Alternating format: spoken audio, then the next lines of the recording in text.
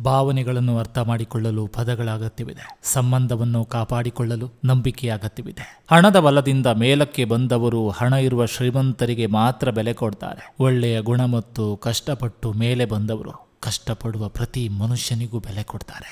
ಜೀವನದಲ್ಲಿ ಸಂತೋಷವಾಗಿ ಇರಬೇಕಂದ್ರೆ ಪ್ರತಿ ವಿಷಯದಲ್ಲೂ ತಾಳ್ಮೆ ತುಂಬಾ ಮುಖ್ಯ. ಒಬ್ಬನನ್ನು ಮೂರ್ಖನನ್ನಾಗಿಸಿದೆ ಎಂದು ಸಂತೋಷಿಸಬೇಡ. ಯಾಕಂದ್ರೆ ಅವನು ನಿನ್ನ ಮೇಲಿಟ್ಟ ನಂಬಿಕೆಯಿಂದ ಮೂರ್ಖನಾಗಿರ್ತಾನೆ. ಆದುದರಿಂದ ನಂಬಿಕೆ ಎನ್ನುವುದು ಬಹಳ ದೊಡ್ಡದು. ಅದನ್ನು ಉಳಿಸಿಕೊಳ್ಬೇಕು. ಅನ್ನ ಬೆಂದರೆ ತಿನ್ನಲು ಯೋಗ್ಯ, ಮನುಷ್ಯ ನೊಂದರೆ ಬದುಕಲು ಯೋಗ್ಯ. ಸಿರಿತನ ಬಡತನ ಕೇವಲ ಕ್ಷಣಿಕ, ಮಾನವೀಯತೆ ಒಂದೇ ಉಸಿರಿರೋ ತನಕ. ಯಾರಿಂದಲೂ ಏನನ್ನು ನಿರೀಕ್ಷಿಸಬೇಡಿ. ನಿರೀಕ್ಷೆ ಹೆಚ್ಚಾದಷ್ಟು ನಿರಾಸೆ ಹೆಚ್ಚಾಗುವುದು. ಇಡೀ ಜೀವನ ಒಳ್ಳೆಯದನ್ನು ಮಾಡಿದ್ರೂ ಕೂಡ ಒಂದು ಸಣ್ಣ ತಪ್ಪು ಸಾಕು ನಮ್ಮನ್ನು ಕೆಟ್ಟವರು ಎಂದು ತೋರಿಸಲು. ಮನಸ್ಸನ್ನು ಒಳ್ಳೆಯ ರೀತಿಯಲ್ಲಿ ಇಟ್ಟುಕೊಂಡರೆ ಮಾಡುವ ಕೆಲಸಗಳೆಲ್ಲವೂ ಒಳ್ಳೆಯದಾಗ್ತದೆ. ಜೀವನದಲ್ಲಿ ಯಾರನ್ನು ಅತಿಯಾಗಿ ಹಚ್ಚಿಕೊಂಡು ನಂಬಿಕೊಂಡು ಕೂರಬಾರದು. ಯಾಕಂದ್ರೆ ಅವರಲ್ಲಿ ಆಗುವ ಒಂದು ಚಿಕ್ಕ ಬದಲಾವಣೆ ಕೂಡ ನಮ್ಮ ಮನಸ್ಸಿಗೆ ತುಂಬ ನೋವುಂಟು ಮಾಡ್ತದೆ.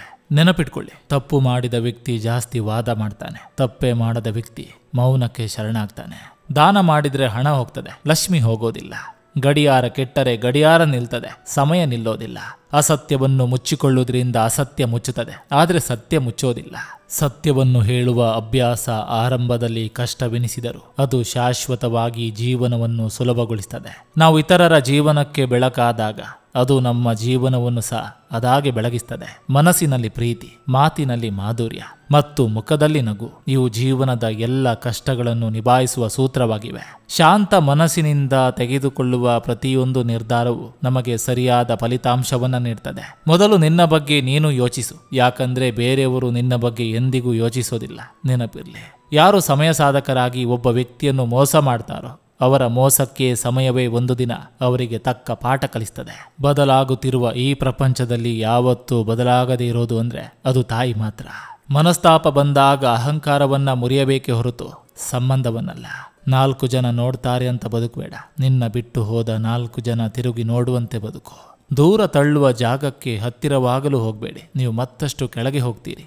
ನೆನಪಿರ್ಲಿ, ಕಷ್ಟ ಎಂದಾಕ್ಷಣ ದೇವರು ಬರ್ತಾನೋ ಇಲ್ವೋ ಗೊತ್ತಿಲ್ಲ, ಆದರೆ ಹಡೆದ ತಂದೆ ತಾಯಿ ಬಂದೇ ಬರ್ತಾರೆ. ಒಂದು ತಪ್ಪನ್ನ ಹುಡುಕಿ ದೂರ ಆಗೋದು ದೊಡ್ಡದಲ್ಲ. 100 ತಪ್ಪನ್ನು ಕ್ಷಮಿಸಿ ಜೊತೆ ಇರುವುದೇ ನಿಜವಾದ ಪ್ರೀತಿ. ಸಜ್ಜನ ಬಂಧುಗಳೇ, ನೊಂದ ಮನಸ್ಸಿಗೆ ಸಂಜೀವಿನಿಯಾಗಿರುವ ಈ ಧ್ವನಿಗೆ ನಿಮ್ಮದೊಂದು ಮೆಚ್ಚುಗೆ ಇರಲಿ. ಕ್ಷಮೆ ಕೇಳುವ ಗುಣ ಮತ್ತು ಕ್ಷಮಿಸುವ ಗುಣ ಇವೆರಡು ನಿಮ್ಮಲ್ಲಿ ಇದ್ದರೆ ಅಲ್ಲಿ ಯಾವ ಪ್ರೀತಿನೂ ಸೋಲಲ್ಲ, ಯಾವ ಸಂಬಂಧನೂ ಸಾಯಲ್ಲ. ಸಾವಿಲ್ಲದ ಮನೆ, ಕಷ್ಟಪಡದ ಜೀವಿ, ಆಸೆ ಇಲ್ಲದ ಮನುಷ್ಯ, ಮೋಸವಿರದ ಪ್ರೀತಿ, ಅಸೂಯೆ ಇಲ್ಲದ ಸಂಬಂಧ, ಜಗಳವಿಲ್ಲದ ದಾಂಪತ್ಯ, ವಿಳಾಸವಿಲ್ಲದ ಮನೆ, ಹೆಸರಿಲ್ಲದ ಊರು ಎಲ್ಲಾದರೂ ಸಿಗೋದುಂಟೆ? ಮನದ ತುಂಬ ಎಷ್ಟೇ ನೋವಿದ್ದರೂ ನಗುವುದನ್ನು ಕಲಿಬೇಕು. ಯಾಕಂದ್ರೆ ನಮ್ಮ ನಗು ಇನ್ನೊಬ್ಬರನ್ನ ನಗಿಸ್ತದೆ. ಸೊಕ್ಕು ತೋರಿಸುವ ಜನಗಳ ಎದುರು ನಕ್ಕು ಬಾಳುವುದೇ ನಮ್ಮ ಜೀವನದ ಮೊದಲ ಗೆಲುವು. ಒಬ್ಬ ವ್ಯಕ್ತಿಗೆ ಇಷ್ಟ ಆಗಬೇಕು ಅಂದ್ರೆ ಇರಬೇಕಾಗಿರುವುದು ಅಂದವಾದ ಮುಖ ಅಲ್ಲ, ಅರ್ಥ ಮಾಡಿಕೊಳ್ಳುವ ಮನಸ್ಸು. ಸವಾಲು ಎದುರಾದಾಗ ನಿಮ್ಮ ಶಕ್ತಿ ಮೀರಿ ಪ್ರಯತ್ನಿಸಿ, ಎದುರಿಸಿ. ಮುಂದಿನ ಸವಾಲಿಗೆ ಮುಂದುವರಿಯಿರಿ, ಅಲ್ಲೇ ನಿಂತು ಕೊರಗದಿರಿ. ಆರೋಗ್ಯ ಕಳೆದುಕೊಂಡಾಗಲೇ ಹಣವೇ ಮುಖ್ಯವಲ್ಲ ಎಂದು ಅರಿವಾಗುವುದು. ಅಂದವು ಮಾಸಿದಾಗಲೇ ಯೌವನ ಶಾಶ್ವತವಲ್ಲ ಎಂದು ತಿಳಿಯುವುದು. ಒಂಟಿತನ ಕಾಡಿದಾಗಲೇ ಸಂಬಂಧಗಳ ಮೌಲ್ಯ ಗೊತ್ತಾಗುವುದು. ಸಮಸ್ಯೆಗಳು ಹರಡಿಕೊಂಡಾಗಲೇ ಸುತ್ತಲಿರುವವರ ಮುಖವಾಡ ಕಳಚಿಕೊಳ್ಳುವುದು. ಜೀವನವೇ ಶಾಶ್ವತವಲ್ಲ ಎಂದು ತಿಳಿದುಕೊಂಡಾಗಲೇ ಅಹಂ ಮರೆಯಾಗಿ ಸರಳತನವು ಮೂಡುವುದು. ಹಾರಾಡುತ್ತಿದ್ದ ಬಲೂನಿನ ಮೇಲೆ ಬರೆದಿದ್ದ ಸುಂದರ ಸಾಲುಗಳು. ನಿನ್ನ ಹೊರಗೇನಿದೆಯೋ ಅದಲ್ಲ, ಒಳಗೇನಿದೆಯೋ ಅದು ನಿನ್ನನ್ನು ಎತ್ತರಕ್ಕೆ ಕೊಂಡೊಯ್ಯುತ್ತದೆ. ಬೇರೊಬ್ಬರ ಶ್ರೇಯಸ್ಸನ್ನು ಎಷ್ಟು ಹೆಚ್ಚಾಗಿ ನೀನು ಬಯಸ್ತೀಯೋ ಅಷ್ಟರ ಮಟ್ಟಿಗೆ ನಿನ್ನ ಬಾಳು ಸಾರ್ಥಕವಾಗ್ತದೆ.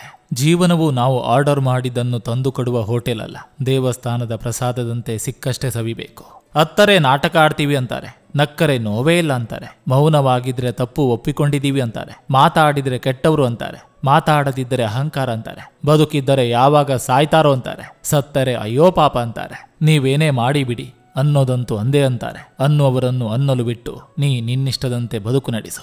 ಭಗವದ್ಗೀತೆಯಲ್ಲಿ ಶ್ರೀಕೃಷ್ಣ ಹೇಳ್ತಾರೆ, ಯಾರನ್ನಾದ್ರೂ ಕೇಳುವುದಕ್ಕಿಂತ ಹೆಚ್ಚಾಗಿ ಅರ್ಥ ಮಾಡಿಕೊಳ್ಳಲು ಪ್ರಯತ್ನಿಸಿ. ಯಾಕಂದ್ರೆ ಪ್ರತಿಯೊಬ್ಬರೂ ತಮ್ಮ ಭಾವನೆಗಳನ್ನು ಹೇಳಲು ಸಾಧ್ಯವಿಲ್ಲ. ದುಡಿಮೆ ಎಂಬುದು ಸ್ವಾಭಿಮಾನ, ಬದುಕಿಗೆ ಇರುವ ಏಕೈಕ ದಾರಿ. ಅದನ್ನು ನಂಬಿ ಕೆಟ್ಟವರಿಲ್ಲ. ಸಾಕು ಎನ್ನುವ ತೃಪ್ತಿ ಇರಲಿ. ಬೇಕು ಎಂಬುದು ಯಾರನ್ನೂ ಖುಷಿಯಾಗಿರಿಸಿಲ್ಲ. ಸಮಯಕ್ಕಿಲ್ಲದು ಏನೇ ಆಗಿರಲಿ, ಅದು ವ್ಯರ್ಥ. ಕಷ್ಟಗಳನ್ನು ಹೇಳಿಕೊಳ್ಬೇಡ, ಇಷ್ಟವನ್ನು ಮುಚ್ಚಿಡಬೇಡ, ಅರಿಯದವರ ಮಾತಿಗೆ ಮರುಳಾಗಬೇಡ, ನಿನ್ನನ್ನು ಲೆಕ್ಕಿಸದವರ ಹಿಂದೆ ಯಾವತ್ತೂ ಹೋಗಬೇಡ. ವಯಸ್ಸು ಯಾವುದೇ ಇರಲಿ, ಜೀವನ ಪ್ರತಿದಿನ ಒಂದಲ್ಲ ಒಂದು ಹೊಸ ಪಾಠಗಳನ್ನ ಕಲಿಸ್ತಲೇ ಇರ್ತದೆ. ಯಾವುದರ ಮೇಲೂ ಹೆಚ್ಚು ಆಸೆ ಪಡಬೇಡ. ಸರ್ವಾಂತರಯಾಮಿ ಭಗವಂತನು ನಮಗೆ ಯೋಗ್ಯವಾದುದನ್ನು ಸಮಯಕ್ಕೆ ಸರಿಯಾಗಿ ಕೊಟ್ಟೇ ಕೊಡ್ತಾನೆ. ಕೆಲವೊಮ್ಮೆ ನಾವು ಮಾಡುವ ಅತಿ ಚಿಕ್ಕ ಸಹಾಯವು ಇನ್ನೊಬ್ಬರಲ್ಲಿ ಅತೀ ದೊಡ್ಡ ಸ್ಥಾನ ಪಡಿಬಹುದು, ಅವರ ಬದುಕಿಗೆ ವರದಾನವಾಗಬಹುದು. ಹೀಗಾಗಿ ಸಹಾಯ ಮಾಡಲು ಯಾವತ್ತೂ ಹಿಂದೇಟು ಹಾಕಬಾರದು. 4 ಜನಕ್ಕೆ ಹಂಚುವಷ್ಟು ದೊಡ್ಡವನಾಗು, 4 ಜನರ ಮುಂದೆ ಬೇಡಿ ತಿನ್ನುವಷ್ಟು ಚಿಕ್ಕವನಾಗಬೇಡ. ಹಿಂದೆ ಜನರ ಬಟ್ಟೆಗಳು ಕೊಳೆಯಾಗಿರುತ್ತಿದ್ದವು, ಆದರೆ ಮನಸ್ಸು ಸ್ವಚ್ಛವಾಗಿರುತ್ತಿತ್ತು. ಈಗ ಜನರ ಬಟ್ಟೆಗಳು ಸ್ವಚ್ಛವಾಗಿವೆ, ಆದರೆ ಮನಸ್ಸು ಕೊಳೆಯಾಗಿವೆ. ಎಲ್ಲಿ ಅತಿಯಾಗಿ ನಂಬಿಕೆ ಇಟ್ಟಿರ್ತೀವೋ ಅಲ್ಲೇ ಹೆಚ್ಚಾಗಿ ಮೋಸ ಹೋಗ್ತೀವಿ. ಅದು ಮನೆಯವರಾದರೂ ಅಷ್ಟೇ, ಹೊರಗಿನವರಾದರೂ ಅಷ್ಟೇ. ಬದುಕಿನಲ್ಲಿ ಎಷ್ಟೇ ಸೋತರು ಹಿಂತಿರುಗಿ ನೋಡುವ ಬದಲು ಮುಂದೆ ನಡೆ. ಯಶಸ್ಸು ನಿನ್ನನ್ನು ತಲುಪಲು ಕಾಯುತ್ತಿದೆ. ಯಾರೊಂದಿಗೆ ನಾನು ಮಾತು ಬಿಟ್ಟಿದ್ದೀನೋ ಅದು ನನ್ನ ಅಹಂಕಾರದಿಂದಲ್ಲ, ನಿಮ್ಮ ನೆಮ್ಮದಿ ನನ್ನಿಂದ ಹಾಳಾಗದಿರಲಿ ಅಂತ. ಅರಿಯದ ಮನಸ್ಸುಗಳ ಮುಂದೆ ಅಳುವ ಅವಶ್ಯಕತೆ ಇಲ್ಲ. ಇಲ್ಲಿ ಅತ್ತರು ಸತ್ತರು ಅವರಿಗೇನು ಚಿಂತೆ ಇಲ್ಲ. ನಾವು ಹೇಳುವುದನ್ನೆಲ್ಲ ನಾವು ಬಾಳುವ ಬಾಳು ಹೇಳಬೇಕೇ ಹೊರತು ನಾಲಿಗೆ ಹೇಳಬಾರ್ದು. ದೇವರು ಯಾರನ್ನು ಹರಸಬೇಕೆಂದು ತೀರ್ಮಾನಿಸಿರ್ತಾನೋ ಅವರನ್ನ ಅತ್ಯಂತ ಕಠಿಣ ಪರೀಕ್ಷೆಗಳಿಗೆ ಒಳಪಡಿಸ್ತಾನೆ. ಅವಶ್ಯಕತೆಗಾಗಿ ಹುಟ್ಟಿ ಬಂದ ಸಂಬಂಧಗಳು ಅರ್ಧಕ್ಕೆ ನಿಂತು ಹೋಗ್ತದೆ. ಹೃದಯದಿಂದ ಹುಟ್ಟಿ ಬಂದ ಸಂಬಂಧಗಳು ಹೃದಯದ ಬಡಿತ ನಿಲ್ಲುವವರೆಗೂ ಜೊತೆಯಾಗಿರ್ತದೆ. ಸಮಸ್ಯೆ ಸೃಷ್ಟಿಸೋ 1000 ಮಂದಿ ಬಂದರು, ಭರವಸೆಯನ್ನು ಒಬ್ಬ ಗುರು ಜೊತೆ ಇದ್ರೆ ಸಾಕು. ಅಂದುಕೊಂಡಂತೆ ಏನು ನಡೆಯೋದಿಲ್ಲ, ನಡೆಯುವುದೆಲ್ಲವನ್ನು ನಾವು ಅಂದುಕೊಂಡಿರುವುದಿಲ್ಲ. ಇದೇ ಜೀವನದ ನಿಜವಾದ ಸತ್ಯ.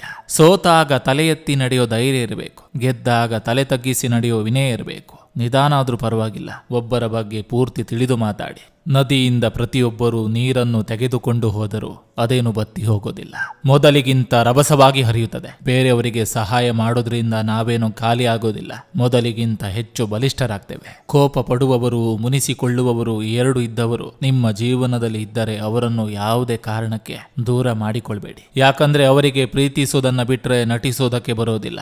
ನೋಯಿಸಿ ಪಡೆಯುವ ಖುಷಿ ನರಕಕ್ಕೆ ಸಮಾನ, ನೋವಿನಲ್ಲಿ ನಗಿಸಿ ಪಡೆಯುವ ಖುಷಿ ಸ್ವರ್ಗಕ್ಕೆ ಸಮಾನ. ಒಳ್ಳೆಯ ಸಂಬಂಧವೊಂದು ಪುಸ್ತಕವಿದ್ದಂತೆ. ಪುಸ್ತಕ ಎಷ್ಟೇ ಹಳೆಯದಾದರೂ ಅದರಲ್ಲಿನ ಪದಗಳು ಬದಲಾಗೋದಿಲ್ಲ. ಎಲ್ಲರ ಜೀವನದಲ್ಲಿ ಸುಖದ ಬೆಳಕು ಬಂದೇ ಬರುತ್ತೆ, ಆದರೆ ಕಷ್ಟಗಳ ಕತ್ತಲನ್ನು ಎದುರಿಸುವ ಧೈರ್ಯ ಇರಬೇಕು ಅಷ್ಟೇ.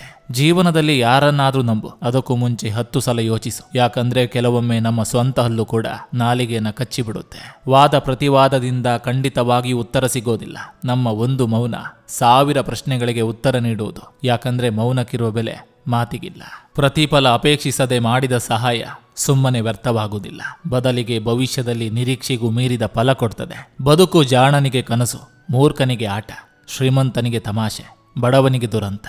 ಎಷ್ಟೇ ಸಿನಿಮಾ ನೋಡಿದ್ರೂ ತಂದೆಗಿಂತ ದೊಡ್ಡ ಹೀರೋ ಸಿಗೋದಿಲ್ಲ, ಎಷ್ಟೇ ದೇವಸ್ಥಾನ ಸುತ್ತಾಡಿದ್ರೂ ತಾಯಿಗಿಂತ ದೊಡ್ಡ ದೇವರು ಸಿಗೋದಿಲ್ಲ. ಮೂರ್ಖರ ಜೊತೆ ವಾದಿಸುವುದರಿಂದ ಅವರ ಸಂಖ್ಯೆ ಮತ್ತೊಂದು ಹೆಚ್ಚಾಗ್ತದೆ ಅಷ್ಟೇ. ವಾದಿಸಿ ವಿವಾದಕ್ಕೆ ಕಾರಣವಾಗುವ ಬದಲು ವಿವೇಕದಿಂದ ಹಿಂದೆ ಸರಿಯುವುದೇ ಸರಿ. ಬದುಕಿನಲ್ಲಿ ಯಶಸ್ಸಿಗಿಂತಲೂ ತೃಪ್ತಿ ಮುಖ್ಯ.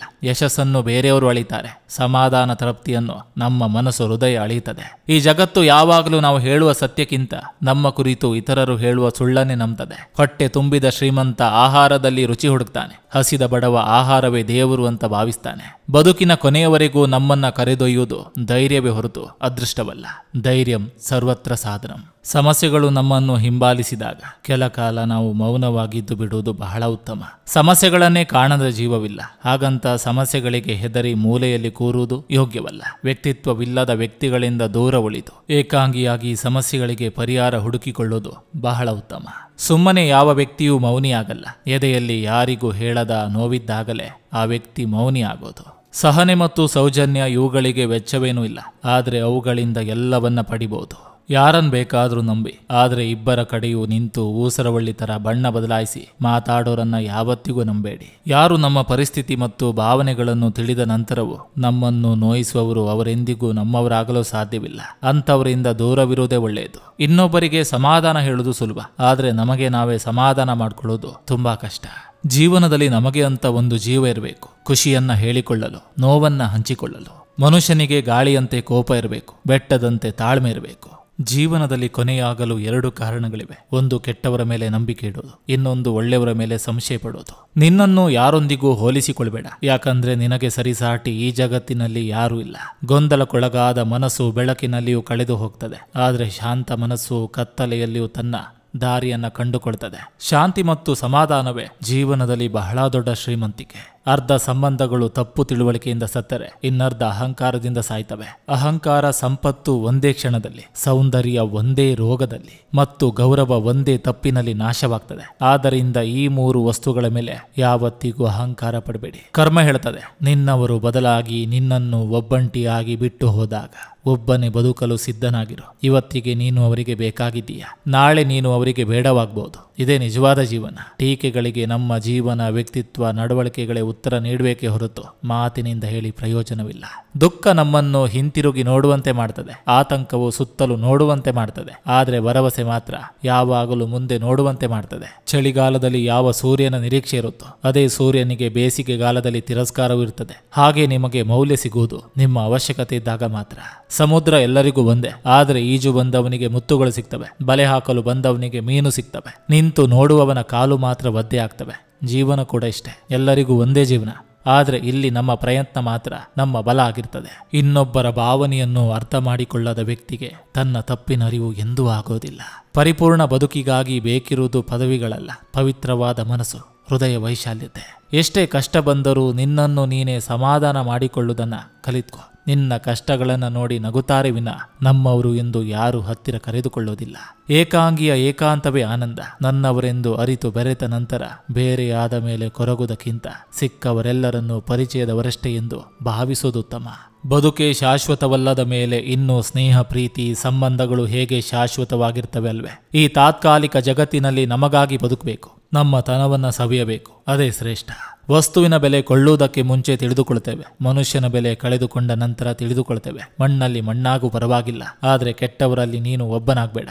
ನೆನಪಿರ್ಲಿ, ಬಿರುಸು ಮಾತುಗಳಷ್ಟೇ ಮನಸ್ಸು ಕೊಲ್ಲುವುದಿಲ್ಲ, ಕೆಲವೊಂದು ಸಾರಿ ಮೃದು ಮಾತುಗಳು ಸಹ ಮನಸ್ಸನ್ನ ಕೊಲ್ತವೆ. ಬೇರೆಯವರನ್ನ ನೋಯಿಸುವ ಮೊದಲು ಯೋಚಿಸಿ, ಆ ನೋವು ನಿಮಗಾದ್ರೆ ಹೇಗೆ ಇರುತ್ತೆ ಎಂದು. ತಪ್ಪು ಮಾಡಲು ಕೂಡ ಹೆದರುವವನೇ ಧೈರ್ಯವಂತ, ತಪ್ಪು ಮಾಡಿದಕ್ಕೆ ಪಶ್ಚಾತ್ತಾಪ ಪಡುವವನೇ ನಿಷ್ಠಾವಂತ. ಮಾಡದ ತಪ್ಪಿಗೆ ಬೇರೆಯವರ ಒಳಿತಿಗಾಗಿ ತನ್ನನ್ನೇ ದೂಷಿಸಿಕೊಳ್ಳುವವನೇ ಮಾನವೀಯತೆಯ ಮೆರೆಸುವಾತ. ಎಲ್ರಿಗೂ ನಮಸ್ಕಾರ, ನಾನು ನಿಮ್ಮ AK ಶೆಟ್ಟಿನಡೂರು. ನೀವಿನ್ನು ನನ್ನ ಚಾನಲ್ಗೆ ಮೊದಲ ಭೇಟಿ ಕೊಟ್ಟಿದ್ರೆ ದಯವಿಟ್ಟು ಸಬ್ಸ್ಕ್ರೈಬ್ ಮಾಡಿ, ಪಕ್ಕದಲ್ಲಿರುವಂಥ ಬೆಲ್ ಬಟನ್ ಅನ್ನು ಕ್ಲಿಕ್ ಮಾಡಿ. ಈ ಸಂಚಿಕೆ ನಿಮ್ಗೆ ಇಷ್ಟವಾಗಿದ್ರೆ ದಯವಿಟ್ಟು ಒಂದು ಲೈಕ್ ಮಾಡಿ, ಜೊತೆಗೊಂದು ಕಮೆಂಟ್ ಮಾಡಿ ಅಂತ ಹೇಳ್ತಾ ಮತ್ತೆ ಮುಂದಿನ ಸಂಚಿಕೆಯೊಂದಿಗೆ ಅತಿ ಶೀಘ್ರದಲ್ಲಿ ನಿಮ್ಮನ್ನ ಭೇಟಿ ಆಗ್ತೇನೆ. ಎಲ್ರಿಗೂ ಒಳ್ಳೆಯದಾಗಲಿ.